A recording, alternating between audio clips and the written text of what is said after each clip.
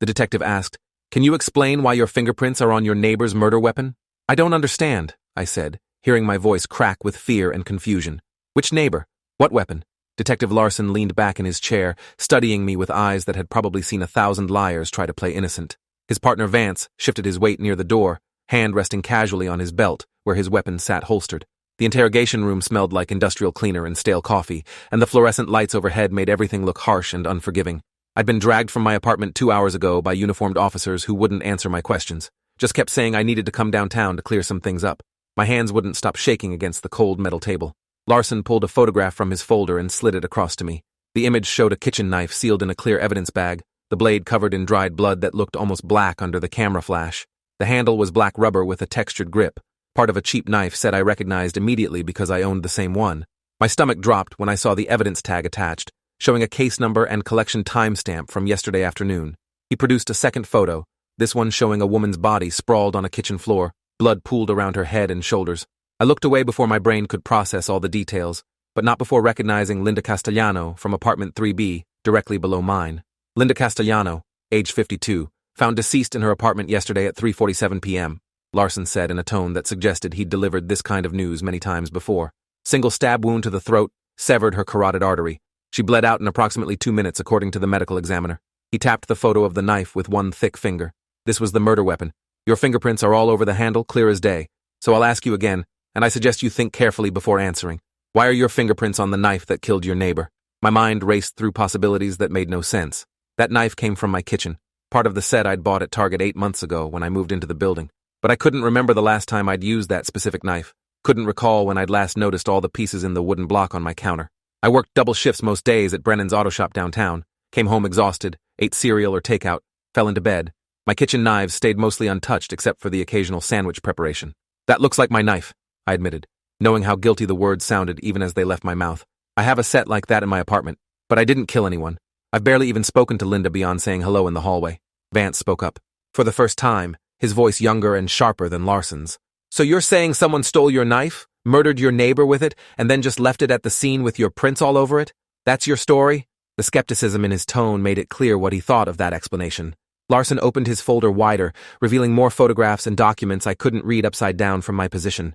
He selected another image and turned it toward me, this one showing my apartment door with evidence markers on the frame and handle. We executed a search warrant on your residence this morning. Want to guess what we found? The question felt like a trap, but I had nothing to hide beyond the general mess of someone who worked too much and cleaned too little. I don't know, I said honestly. Dirty dishes? Unpaid bills? What does this have to do with Linda? Larson's expression didn't change, but something in his eyes suggested disappointment, like he'd expected better lies from me. He laid out 3 more photographs in a row, each one showing different areas of my apartment. My kitchen counter with the knife block clearly visible, 4 knives in their slots, and 1 empty space. My bathroom sink with dark stains around the drain. My bedroom closet with a black jacket hanging inside, red-brown splotches visible on the fabric. That empty slot matches the murder weapon perfectly, Larson explained, pointing at the kitchen photo. The stains in your bathroom sink tested positive for human blood, same type as the victim. The jacket in your closet has blood spatter consistent with being present during a violent stabbing. He stacked the photos neatly and folded his hands on top of them. Forensics is still running DNA confirmation, but we both know what they're going to find. So let's stop pretending you don't know why you're here. Linda Castellano is dead, killed with your knife, and the evidence places you at the scene. What I want to know is why. Was it an argument that got out of hand? Did she do something that made you angry? I felt like I was falling through ice, watching the surface get farther away while freezing water filled my lungs. None of this made sense. I hadn't been in Linda's apartment yesterday. I'd been at work from 7 a.m. until 6 p.m., replacing brake pads and doing oil changes for the steady stream of customers. Dozens of people had seen me there. My boss could confirm my schedule, but the photos didn't lie, and I couldn't explain blood in my sink or on my clothes. I was at work yesterday, I said, forcing my voice to stay steady. I can give you the address, phone number, my boss's name. Call them right now. I didn't leave the shop all day. Larson exchanged a glance with Vance, some silent communication passing between them. We already contacted your workplace, Vance said, consulting a notepad. Your boss confirms you were scheduled for a full shift, but here's the interesting part. Brennan's auto shop has cameras in the customer area, but not in the back bays where mechanics work. And your boss was out doing a parts run between 2 and 4:30 p.m. That's a 2.5-hour window where nobody can actually verify your location. Linda's estimated time of death falls right in that window. He clicked his pen repeatedly, the sound sharp in the small room. Convenient timing, don't you think? My alibi was disintegrating before I could fully construct it. The shop's owner, Jack Brennan, ran a small operation with just 3 mechanics and minimal overhead. He trusted us to work independently when he had to leave for supplies or meetings. During slow afternoons, I often worked alone in the bays with just the radio for company. Anyone who knew my schedule could have predicted that gap. But who would know? Who would care enough about my routine to frame me for murder? I barely knew anyone in the building beyond casual hallway interactions. My social life consisted of work, sleep, and occasional phone calls with my brother in another state. "I need a lawyer," I said, the words coming out quieter than intended. Every crime show I'd ever watched had taught me this was the smart move when cornered by police, but saying it out loud felt like an admission of guilt I didn't deserve. Larson's expression hardened slightly, the cooperative tone evaporating from his demeanor. He gathered his photographs back into the folder and stood up, scraping his chair against the linoleum floor. "That's your right," he confirmed in a voice gone cold and professional. "But let me tell you what happens next. We're charging you with first-degree murder. Premeditated, given the evidence of planning. You'll be processed through booking, arraigned probably Monday morning. Bail for murder 1 is typically set in the 6-figure range, if it's granted at all." Vance opened the door, gesturing for me to stand. My legs felt weak when I pushed myself up from the chair, my whole body trembling with adrenaline and terror. This couldn't be happening. 24 hours ago, I'd been worried about making rent on time and whether my truck would pass inspection. Now I was being charged with murdering someone I barely knew, facing life in prison for a crime I didn't commit. The unfairness of it made me want to scream, but I kept my mouth shut as Vance led me out into the hallway. Other officers passed us without a second glance, just another suspect being processed through the system. Booking took 3 hours of bureaucratic humiliation. Fingerprints, mugshots, property inventory, medical screening, jumpsuit exchange. They took my phone, wallet, keys, even my watch. Each item got cataloged and bagged while I stood there in orange cotton that smelled like industrial detergent. The other detainees in holding cells looked at me with varying degrees of curiosity and indifference, probably wondering what I'd done to end up here. A middle-aged man with a swollen eye asked if I had a cigarette, and, when I said no, he turned away like I'd ceased to exist. The holding cell was freezing, the metal bench too narrow to lie down properly, and the toilet in the corner had no seat or privacy. My court-appointed lawyer showed up Saturday morning, a tired-looking man in his 40s named Raymond Burke, who carried a battered briefcase and wore a tie with a coffee stain near the bottom. He sat across from me in a cramped meeting room, reviewing my case file with expressions that cycled between concern and resignation. "I'll be honest with you," he said after 10 minutes of silent reading. "The evidence is really bad. Your knife, your prints, blood in your apartment, gap in your alibi. The prosecution is going to paint this as open and shut." He looked up from the file, meeting my eyes with something that might have been sympathy. "Tell me everything that happened yesterday, minute by minute. Don't leave anything out, even if it seems irrelevant." I walked him through my entire day. Woke up at 5:30 a.m., showered, dressed, drove the 6 blocks to Brennan's auto shop, started opening procedures at 6:45. Morning appointments began around 7:30, steady stream of oil changes and tire rotations. Around 10 a.m., Jack left to pick up an engine part from a supplier across town. I'd worked solo in the bays until he returned around noon, then taken a brief break to eat a sandwich from the vending machine. Afternoon was lighter, just a few walk-ins and scheduled maintenance. I specifically remembered Jack leaving again around 2 a.m. with his truck to meet with a potential commercial client. I'd been completely alone in the shop until he returned just after 4:30. Burke made notes on a yellow legal pad, underlining certain details. "Did anyone come in during that window? Anyone who can verify you were there?" I tried to remember faces from the afternoon blur. An older woman had dropped off her sedan for an inspection around 2:30. A young guy had picked up his car after a repair around 3:15. A delivery driver had brought packages to the office around 3:45, but I couldn't recall their names, didn't know if they'd remember me specifically. The shop served dozens of customers weekly, and I was just one of the mechanics. Maybe 3 or 4 people, I admitted, but I don't know who they were. We keep appointment records, but walk-ins are just logged by vehicle, not customer names. "What about security footage from the shop?" Burke asked, showing a glimmer of hope. "If we can place you visibly working during the time of death, that breaks their case." I shook my head, feeling that hope die before it could fully form. Jack had cameras in the front office and customer waiting area to prevent theft, but the work bays had no surveillance. He'd always said he trusted his mechanics and didn't need to watch them constantly. That trust was now destroying my defense. The only footage would show customers coming and going through the front entrance, not me working in the back, where I spent most of my time. Burke closed his folder and leaned back, rubbing his eyes with the heels of his hands. "Here's what I think happened," he said in a tone suggesting he'd worked this out already. "Someone stole your knife, probably days or weeks ago. They killed Linda Castellano during a time when they knew you'd be alone at work. They planted evidence in your apartment either before or after the murder, probably while you were at the shop. Then they left the murder weapon at the scene with your prints still on it, knowing it would lead directly to you." He fixed me with a serious look. "The question is, who would want to frame you, and why?" That question had been eating at me since the interrogation started. I'd moved to this city 8 months ago for a fresh start, after a bad breakup left me needing distance from my ex. I knew almost nobody here beyond Jack and a few casual acquaintances from the shop. My building had maybe 20 units, and I'd never had a meaningful conversation with any of the residents beyond Linda. Who would hate me enough to frame me for murder? Who even knew enough about my life to pull this off? I have no idea, I said honestly. I'm nobody. I fix cars. I don't have enemies or drama or any reason someone would target me like this. Burke's expression suggested he heard this kind of denial regularly. Think about your ex. Could she be involved? The question made me consider possibilities I'd been trying to avoid. Rachel had taken our breakup badly, sent me dozens of angry texts before I blocked her number, showed up at my old apartment twice before I moved. But that was over a year ago, and she lived 3 states away. I couldn't imagine her tracking me here, learning my schedule, executing an elaborate murder frame. She was angry and vindictive, not calculating and homicidal. No, I said with more certainty than I felt. She doesn't even know where I live now. I never told her I was moving to this city. What about Linda Castellano? Burke asked, flipping to a page of notes. Did you ever have conflicts with her? Noise complaints, parking disputes, anything that might give someone a motive to kill her and frame you simultaneously? I searched my memory for any interaction with Linda that went beyond polite. She'd once mentioned that footsteps from my apartment sometimes woke her early, but I'd apologized and bought cheap rugs to muffle the noise. She'd been understanding about it, even thanked me for being considerate. Another time, she'd accepted a package delivery for me when I wasn't home, brought it up to my door with a friendly smile. We'd never argued or had tension that I could recall. Nothing, I told Burke. She was quiet, kept to herself. I don't think I ever heard her raise her voice. Burke made another note, then asked about other building residents, my co-workers, anyone in my life who might have access to my apartment or knowledge of my routine.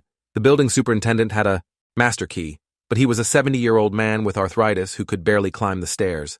Jack trusted me with his business and treated me like family. My brother was the only person I talked to regularly, and he was dealing with his own problems in another state. Every answer I gave felt inadequate, another dead end that brought me no closer to explaining why this was happening. My arraignment Monday morning lasted less than 10 minutes. The judge read the charges with bureaucratic efficiency. Murder in the first degree, facing 25 years to life. Bail was set at $500,000, an amount I couldn't have paid if they'd given me 100 years to save. Burke entered a not guilty plea on my behalf, and I was remanded back to county jail pending trial. The courtroom was nearly empty except for a sketch artist and a few people I didn't recognize. No family members, no supportive friends, just me and Burke, against a system that had already decided my guilt. Walking back to the transport van in shackles, I caught sight of a man in the gallery watching me with an intensity that felt wrong. He was maybe 45, professionally dressed, taking notes on a tablet. When our eyes met, he didn't look away or show any emotion, just kept staring like I was a specimen in a lab.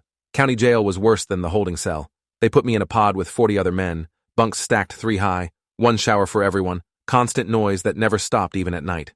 My bunkmate was a guy named Deshaun, who'd been arrested for possession with intent, and wouldn't stop talking about his lawyer, who was definitely going to get the charges dropped any day now. The food was institutional slop that tasted like nothing, served on plastic trays through a slot in the bars. Guards walked past every 30 minutes, their boots echoing on concrete floors. Time moved in strange ways there, hours stretching endlessly while days blurred together into an indistinguishable mass of waiting. Burke visited twice in the first week, bringing updates that ranged from disappointing to catastrophic. Forensics had confirmed the blood in my sink, and on my jacket matched Linda Castellano's DNA. Neighbors had given statements about hearing footsteps and door sounds from my apartment during the estimated time window, though none could say definitively whether I'd been home. The prosecution was building a narrative about a disturbed young man who'd become fixated on an older female neighbor, and when she'd rejected his advances, he'd snapped and killed her in a rage. The story was complete fiction, but Burke explained it didn't matter.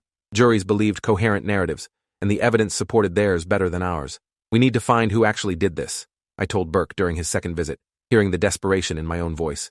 Someone planned this specifically to destroy me. There has to be evidence, security footage, witnesses, something. Burke looked at me with the patience of someone who'd explained reality to countless defendants. The investigation is closed, he said gently. As far as police are concerned, they have their killer. They're not looking for anyone else. Unless we can provide concrete evidence pointing to another suspect, we're stuck fighting an uphill battle at trial. He hesitated before continuing. I have to ask, and I need you to be completely honest with me. Is there any possibility you're blocking out memories? Sometimes trauma causes dissociative episodes where people can't remember their own actions. The question made me want to throw something at him, but I forced myself to stay calm. I didn't kill Linda Castellano, I said slowly and clearly. I remember my entire day. I was at work. Someone is framing me, and you're supposed to help me prove it.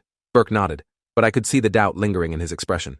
He believed me, or he was pretending to, but he also believed we were going to lose at trial unless something changed dramatically. The system had momentum now, rolling toward conviction with the weight of evidence and institutional inertia. One insignificant mechanic protesting innocence wouldn't slow it down. My brother Colin called me Friday evening, and hearing his voice through the scratchy jail phone made me break down crying for the first time since my arrest. He'd only found out because he'd tried calling my cell phone and got a disconnected message, then searched my name online and found articles about the murder charge. Colin promised to figure out how to help, maybe hire a private investigator, start a crowdfunding campaign for legal fees. I wanted to believe his optimism, but I could hear the fear underneath. He had 2 kids, a mortgage, his own life to manage.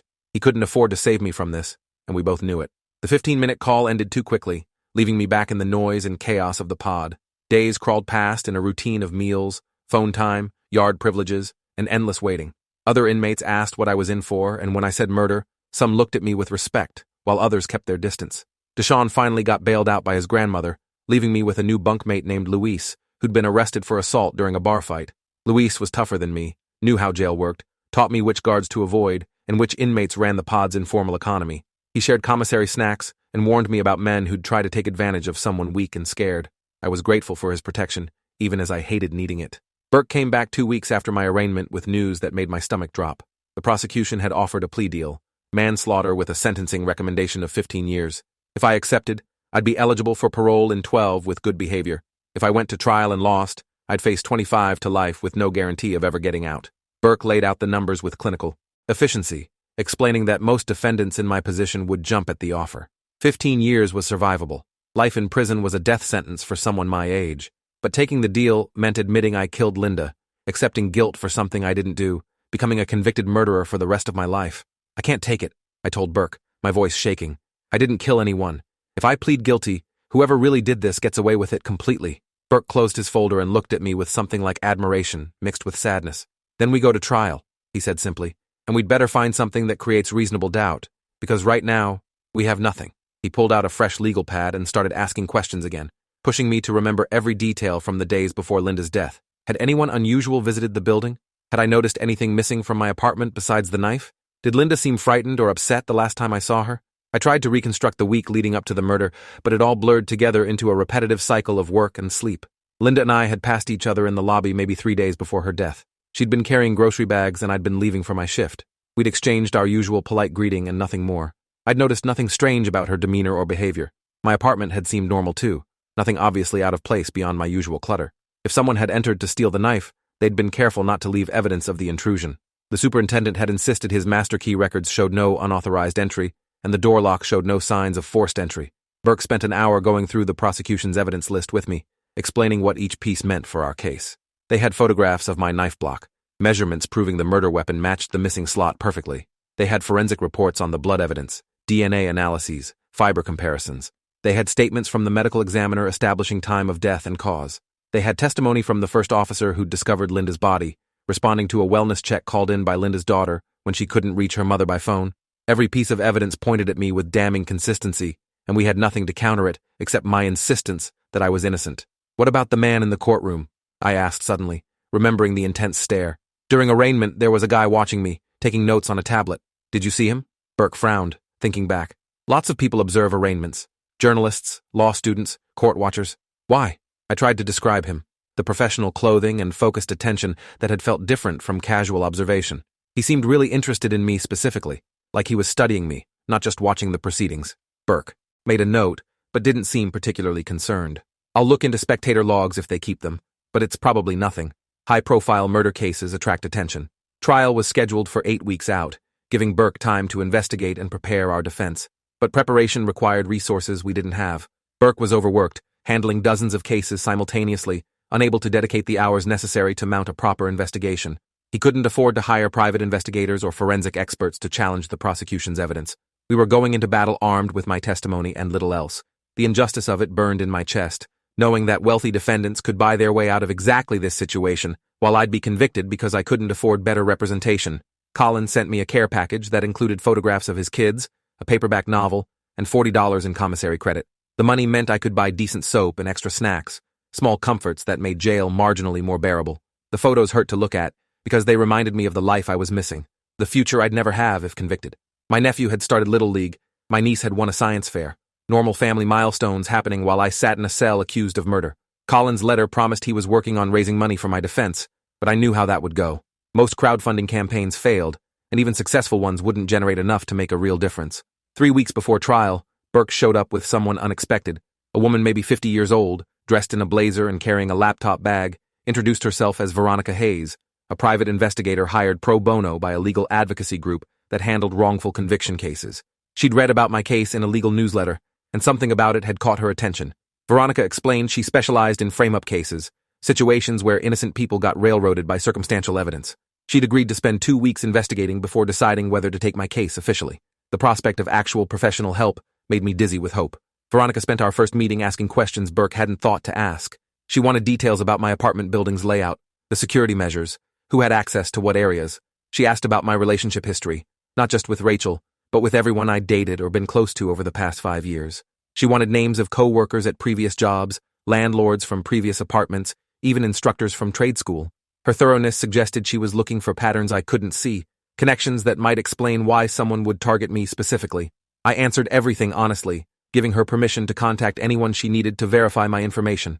Over the next 2 weeks, Veronica worked with an intensity that exceeded anything Burke could manage. She interviewed my building's superintendent multiple times, pressing him about security protocols and key management. She tracked down the older woman who'd dropped off her sedan during my alibi gap, confirming I'd been at Brennan's at 2:30. She contacted Rachel, my ex, verifying she'd been working at her job 3 states away during the murder timeframe. She even found the delivery driver, who remembered dropping packages at the shop around 3:45, seeing me in the bay working on a truck. The pieces weren't perfect, but they started creating reasonable doubt about the prosecution's timeline. Veronica came back to the jail 4 days before trial with an expression I couldn't read. "I found something," she said, opening her laptop to show me a photograph. The image showed a man I didn't recognize, maybe 50, with graying hair and sharp features. "Do you know who this is?" she asked, watching my face carefully.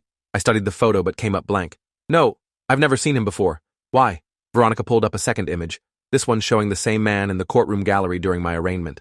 "This is Howard Castellano," Veronica explained. "He's Linda's ex-husband. They divorced 5 years ago, and it wasn't amicable." My confusion must have shown because Veronica continued without waiting for questions. "Linda Castellano had a life insurance policy worth $1 million. She never updated the beneficiary after the divorce, which means Howard is still listed. He's been in financial trouble for years, failed investments, and mounting debts. According to the policy terms, he only collects if Linda dies before she turns 55, which would have been in 3 months. The callousness of it made me feel sick. He killed her for insurance money and framed me?" Veronica nodded grimly. "And he was watching your arraignment to assess whether you'd be convicted, ensuring his plan worked. But there's something else," Veronica said, pulling up more documents on her screen. "Howard works as a security consultant, specializes in residential alarm systems. 2 months ago, he installed new entry sensors in your building after the superintendent complained about false alarms. He had legitimate access to every unit, including yours." She turned the laptop so I could see the documents more clearly. "He would have known your schedule from observing the building, known when you'd be at work, had the technical knowledge to access your apartment without leaving evidence. And he had enormous financial motive to kill Linda before her birthday." The implications hit me slowly, then all at once. "He stole my knife weeks ago during the installation," I said, my voice barely above a whisper. "Waited until he had a window when I couldn't prove my location. Killed Linda, planted evidence in my bathroom and closet, left the knife at the scene." Veronica nodded, her expression intense. "Financially, Howard had enormous motive. And here's where it gets interesting. The life insurance company delayed paying out because of the murder investigation. But if you're convicted, they have to pay since the beneficiary wasn't involved in the death. Howard needs you found guilty to collect." My heart was racing, hope and fury mixing together. "He framed me," I said, the words feeling both obvious and impossible. "He killed his own ex-wife and set me up to take the fall." Veronica held up a cautioning hand. "We don't have proof yet. Everything I've found is circumstantial, same as what they have against you. But it gives us a suspect with means, motive, and opportunity. Burke can use this at trial to create reasonable doubt. The prosecution has to prove you're guilty beyond reasonable doubt. If we can show the jury another viable suspect, they might acquit." Burke incorporated Veronica's findings into our trial strategy, though he warned me not to get too optimistic. Pointing at another suspect wasn't the same as proving I was innocent. The physical evidence still existed, my prints still covered the murder weapon, and blood was still found in my apartment. But at least now we had a narrative that competed with the prosecution's story. A desperate ex-husband, drowning in debt, willing to kill and frame an innocent person to collect insurance money. It sounded like fiction, but so did the idea that I'd randomly murdered my neighbor for no reason. Trial began on a Wednesday morning that felt surreal. The courtroom was packed with spectators, media representatives, and Linda's family members who glared at me with unconcealed hatred. Howard Castellano sat in the second row behind the prosecution table, looking appropriately grieving in a dark suit and somber tie. Seeing him for the first time, knowing what Veronica had uncovered, made my skin crawl. He looked like a normal person, maybe a little stressed, but not like someone capable of murder and elaborate framing, which was probably how he'd gotten away with it for this long. The prosecution's opening statement painted me as a lonely, unstable man who'd become fixated on Linda after she'd shown me basic neighborly kindness. They claimed I'd misinterpreted her friendliness as romantic interest, and when she'd gently rejected my advances, I'd experienced a psychotic break and killed her in a rage. The story was complete fabrication, but the prosecutor sold it with confidence, using my social isolation and recent move as evidence of instability. Burke's opening countered by highlighting Howard Castellanos' financial desperation and the suspicious timing of my frame-up. He promised to show the jury reasonable doubt, to prove that I was a victim of circumstance rather than a perpetrator of violence. The prosecution called witnesses over 3 days of testimony. The medical examiner explained Linda's cause of death in clinical detail. The forensic specialist walked through the evidence collection and analysis. The lead detective, Larson, testified about my interrogation and the physical evidence found in my apartment. Each witness chipped away at my presumed innocence, building a case that felt overwhelming despite knowing it was based on planted evidence. Burke cross-examined each one, highlighting gaps in the timeline and questioning assumptions about how the evidence got where it was found. But the damage had been done. When the prosecution rested, Burke called our witnesses. The older woman who'd dropped off her sedan testified about seeing me at Brennan's around 2:30. The delivery driver confirmed bringing packages to the shop around 3:45, seeing me in the bay working. Their testimony narrowed the window when I could have committed the murder, though it didn't eliminate it completely. Veronica Hayes took the stand and presented her findings about Howard Castellano, explaining his financial motive and technical expertise. The prosecution objected repeatedly, arguing that speculation about another suspect wasn't relevant to my guilt. The judge allowed some of Veronica's testimony, but excluded the most damning details as prejudicial. Burke called Howard Castellano as a hostile witness, and watching him squirm under questioning was the first satisfaction I'd felt in months. Howard admitted the life insurance policy, acknowledged his financial struggles, confirmed his access to my building during the security system installation, but he had an alibi for the time of Linda's death, supposedly meeting with a client across town. Burke pressed him on the details, asking for receipts or proof of the meeting. Howard claimed it had been a cash consultation with no paper trail, convenient and impossible to verify. He denied any involvement in his ex-wife's death, claimed he'd been devastated by the loss, insisted he only wanted justice for Linda. I took the stand on the final day of testimony, and Burke walked me through my entire story from the beginning. I explained my move to the city, my job at Brennan's, my minimal relationship with Linda. I described the morning of my arrest, the interrogation, discovering that my knife had been used as a murder weapon. I maintained eye contact with the jury, trying to show them I was telling the truth, that I was a real person, caught in a nightmare I didn't create. The prosecution's cross-examination was brutal, pointing out every inconsistency or gap in my memory, suggesting I was lying or delusional. By the time I stepped down, I had no idea whether the jury believed me or saw me as a convincing liar. Closing arguments happened on a Friday afternoon. The prosecutor summarized their case with practiced efficiency, reminding the jury of physical evidence that couldn't be explained away. My knife, my prints, my blood-stained clothes, my lack of solid alibi. They dismissed Howard Castellano as a desperate defense theory with no supporting evidence, claimed Burke was throwing mud at a grieving ex-husband to confuse the jury. Burke countered by highlighting the suspicious circumstances of my frame-up, the timing that perfectly coincided with my alibi gap, the ex-husband who stood to collect $1 million from Linda's death. He begged the jury to consider reasonable doubt, to recognize that something didn't add up about the prosecution's story. The jury deliberated for 2 full days, and the waiting nearly destroyed me. Luis, back in jail on a parole violation, tried to keep my spirits up by explaining that long deliberations usually meant doubt, which favored acquittal. But Burke had warned me that juries were unpredictable, that 2 days could just as easily mean they were carefully reviewing evidence before convicting. Colin came to court every day, sitting in the gallery with red eyes and clenched fists. Veronica Hayes was there too, looking tense and exhausted from the weeks of investigation. When the bailiff announced the jury had reached a verdict Monday morning, I thought I might vomit from terror. The jury foreman stood and read the verdict with a shaky voice. "We, the jury, find the defendant not guilty of murder in the first degree." The courtroom erupted into noise, half the people celebrating while the other half shouted in protest. I collapsed into Burke's arms, crying too hard to process what had happened. The judge banged his gavel, calling for order, then dismissed me with instructions to collect my belongings from county jail. I was free. After 2 months of hell, I was actually free. Howard Castellano pushed his way out of the courtroom with a face like thunder, and I watched him go with cold certainty that this wasn't over. Veronica caught up with me outside the courthouse, where Colin was already hugging me and crying. "We need to talk," Veronica said urgently. "The acquittal doesn't mean you're safe. If Howard killed Linda and framed you once, he might try again. You need to be careful until we can actually prove what he did." The warning doused my relief with ice water. An acquittal wasn't the same as justice. Linda's real killer was still free, still had motive to hurt me if I threatened to expose him, and the police weren't going to reopen the investigation just because I'd been found not guilty. As far as they were concerned, the case was closed, and justice had been served by the jury's decision. Burke helped me file a police report about Howard Castellano's suspicious behavior and Veronica's findings, but the detective who took my statement was openly skeptical. Without concrete evidence directly linking Howard to the murder, there was nothing for them to investigate. The financial motive and technical expertise weren't crimes. His access to my building during the security installation wasn't proof of wrongdoing. We needed something more definitive, and I had no idea how to get it. In the meantime, I moved out of my apartment building immediately, crashing on Colin's couch 3 hours away, where Howard couldn't easily find me. Veronica continued investigating on her own time, refusing to let the case drop. She tracked Howard's financial records, looking for suspicious payments or purchases around the time of Linda's death. She interviewed his former colleagues, who described a man capable of extreme deception and manipulation when cornered. She even found a previous client who claimed Howard had once suggested he could handle problems discreetly for the right price. But none of it was admissible in court, and without new physical evidence, there was no way to charge him with anything. Veronica grew frustrated, talking about how guilty people walked free every day because the system required absolute proof rather than moral certainty. 2 months after my acquittal, Veronica called me with news that made my blood stop. Howard Castellano had been found dead in his apartment, apparent suicide by gunshot. Police had discovered him after neighbors reported a smell, and the scene showed classic suicide staging. Weapon in his hand, note on the table, no signs of struggle. The note confessed to killing Linda and framing me, explaining that guilt had become unbearable. Veronica's voice was flat when she relayed this information, and I knew she didn't believe the suicide story any more than I did. Someone had killed Howard and made it look self-inflicted, probably someone connected to his debts who wanted the insurance money. The news sent me spiraling into paranoia.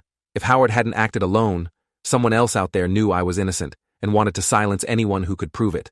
Or maybe Howard had been working for someone bigger, and they'd eliminated him as a loose end. Every possibility pointed toward danger that I couldn't see or predict. Veronica advised me to stay with Colin indefinitely, keep my location secret, and be vigilant about any suspicious activity. The police closed Howard's death as a suicide, accepting the confession note as genuine. Linda's ex-husband's guilt was now official record, which should have vindicated me completely. Instead, it just left me feeling hollow and afraid. Colin's kids asked why I looked scared all the time, and I had no good answer for them. How do you explain to children that bad people exist who hurt innocent ones and sometimes don't get caught? I started seeing a therapist who specialized in trauma, trying to process everything that had happened. The frame-up, the jail time, the trial, the fear that someone might come for me next. Progress was slow and painful, each session dredging up memories I wanted to forget.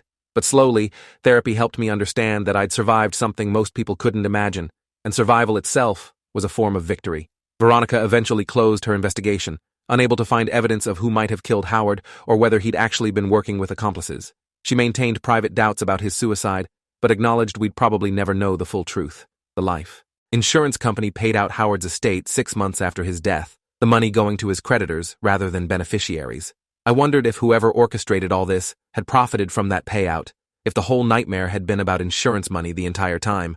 But wondering didn't bring answers, and answers wouldn't bring Linda back or give me the 2 months of my life I'd lost to jail. I eventually found a new job in Collins City, working as a mechanic for a dealership that didn't care about my Google results. My name was still associated with Linda's murder despite the acquittal, and most employers wouldn't risk the bad publicity. The dealership manager was a former Marine who believed in second chances and judged me on my work rather than my past. The job paid better than Brennan's and offered benefits, things I desperately needed while rebuilding my shattered life. Some days I felt almost normal. Other days, panic attacks would hit out of nowhere, triggered by a stranger's stare or an unexpected knock on the door. Linda Castellano's real killer was never caught, her murder officially attributed to her ex-husband based on a confession that might have been forged. Howard Castellano's death was officially a suicide, his guilt presumed, and his motives incompletely understood. I was officially innocent, acquitted by a jury, and exonerated by Howard's confession note. But innocence didn't erase the damage done or restore what had been taken. 2 people were dead, my life was permanently altered, and someone out there knew the real story, but would never tell it. Justice, I learned, wasn't about truth or fairness. It was about what could be proven in court, what stories juries believed, what evidence survived scrutiny. And sometimes, the innocent survived not because the system worked, but because they got lucky enough to meet one overworked public defender and one determined investigator who cared enough to fight for them against impossible odds. 3 years later, I still don't know who really killed Linda Castellano, but I learned to live with that uncertainty, grateful to be free and terrified it could all be taken away again at any moment.